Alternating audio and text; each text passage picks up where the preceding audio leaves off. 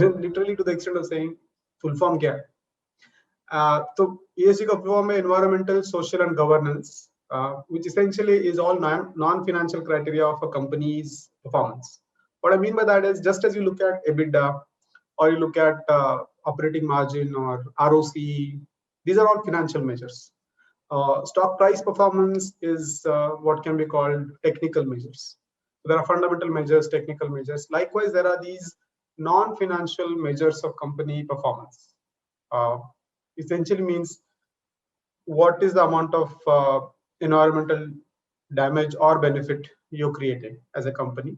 So, for example, a coal-fired power plant creates environmental disutility or damage, so it scores poorly on environmental count. A hydro plant does significantly better, so it scores positive. Social is about how are you engaging with the community, how do you treat your employees as a company, and so on and so forth, right? Philanthropy itself, if there is any CSR, what do you spend your CSR budget on, and so on. So a microfinance company, even by definition of a business model, does well on social criteria. A company which is in the news for bad reasons of, say, employee oppression or community disturbance, let's say, like what happened in Orissa back then when some steam power plant was being set up there, scores poorly on social criteria. Governance is basically a very good example of bad governance is DHFL in recent times, Religare some time back, Enron back in 2001, and so on. Even companies which are not in scandals can still score poorly on governance. So, for example, if a founder's son becomes the next CEO, it's obviously poor governance, unless the son happened to prove himself with stellar credentials, which is rare. Complex company structures are bad governance. Related party transactions are bad governance. Switching auditors regularly is bad governance. Lots of comments in your balance sheet or annual report is bad governance. Off-balance sheet liabilities is bad governance, and so on and so forth. So all of these are non-financial criteria because you don't put a number to it. Just as you can say simply EBITDA is 3,500 crores or PAT margin is 8.5%. There is no clear way of saying what is your environment performance, although people are trying to quantify it. So it's a little bit more nebulous at this stage, right? Is it about philanthropy? Short answer is no. So there is CSR, right? That's clearly there. Her company को एक amount spend करना पड़ता है CSR पे, listed companies को. Corporate social responsibility. It's a proportion of their profit after tax. That's purely philanthropy. They can give it to Army Veterans Fund. They can give it to child relief. They can give it to some flood, disaster management, or now in COVID. All of that is philanthropy. That is not what we're talking about. ESG is not about philanthropy.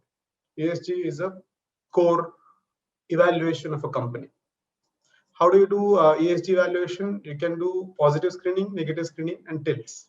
As you see the pyramid, tilts is widest. It doesn't remove any company. So I've taken this example in the first session about if you start with Nifty 50, tilt would simply mean some companies which are good for environment like NHPC or let's say some other companies which are good for ecological balance and all will get higher weight. Bad companies will get lower weight. Say NTPC gets poorer weight because it's coal fired.